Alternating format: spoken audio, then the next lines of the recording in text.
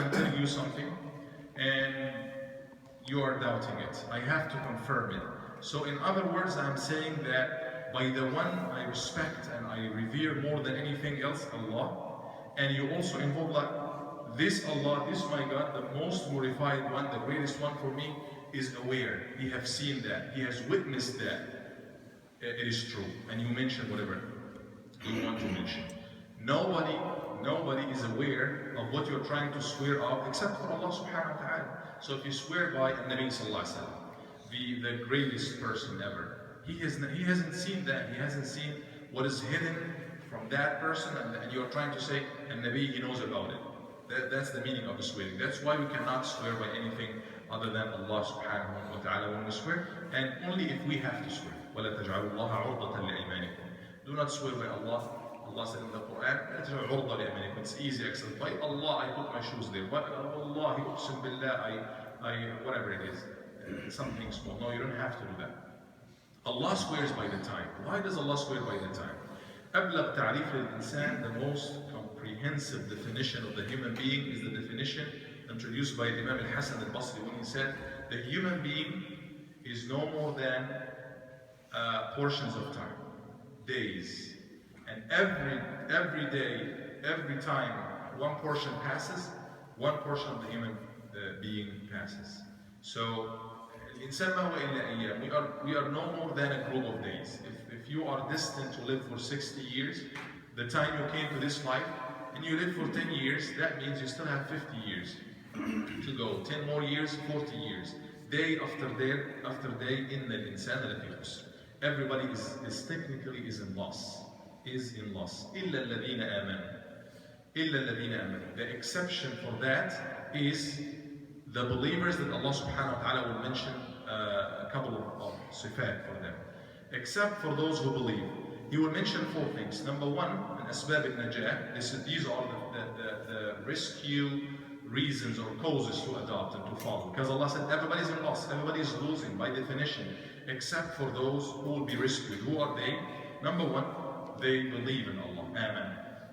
4 categories of jihad, striving for the sake of Allah, struggling for the sake of Allah. Number 1 is to struggle to believe. الإيمان هو التعرف على الحق والاعتقاد فيه. Is to get to know the truth and then have faith in that truth. Especially in the time that we live in nowadays. It's not easy. With so many corrupt presenters of al-haq, shuyukh if you like, with so many media outlets that are able to tell you something today and the opposite next day, and you have people who believe both ways.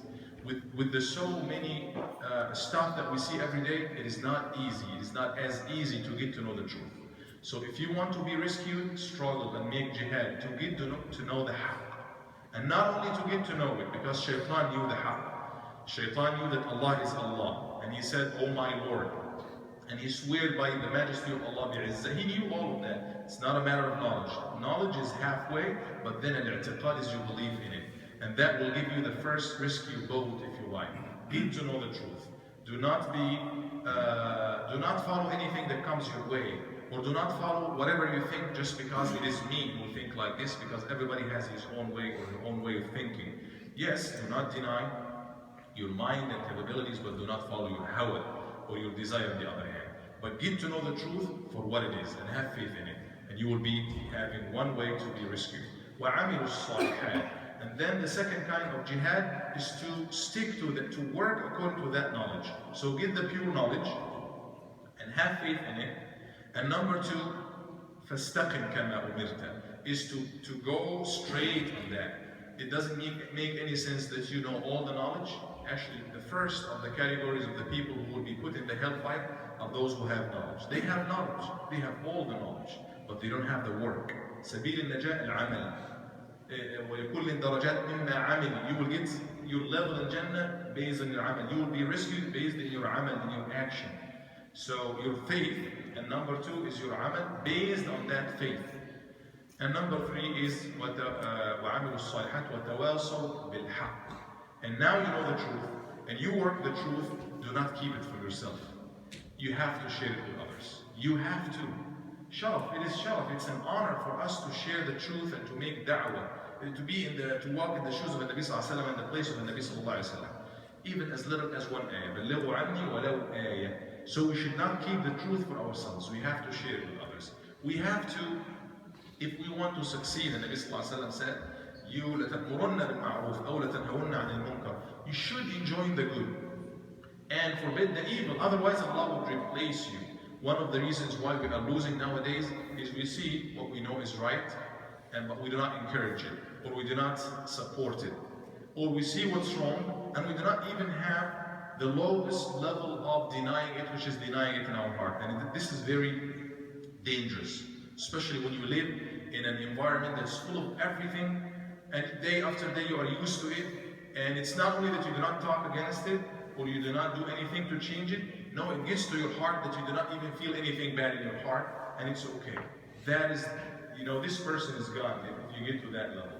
If you have the power to change something towards what's right, you have to. If you cannot do that, then at least talk against it. At least talk against it. Otherwise, you're not.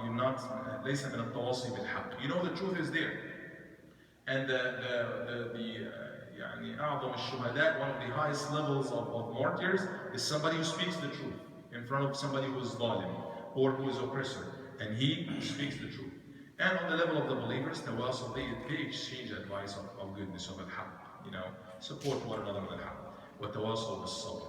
And if you do that, it's not going to be easy. If you give me an advice one time, maybe I'm not accepted the next time, and people point fingers at you. They did that with all the prophets, with all the reformists and muslihun and everything. But you have to do it. Otherwise, you don't care. Nobody would care. Nobody would stand for the truth. And وَتَوَاصَوْا بِالصَّبْرِ. Right after that, the last of the rescue boats, Subul Najat, the ways to get rescued, is to also not only be patient, but support one another in patience, in facing that. So the last portion is really important, which is making da'wah, which is very important for communities like us. We should stand for this faith and make da'wah in any form. It's not that we'll bring people and preach them and force Islam on them, but no, we have to be innovative to find ways to make da'wah if we want to be rescued. Otherwise, we'll be questioned the day of judgment.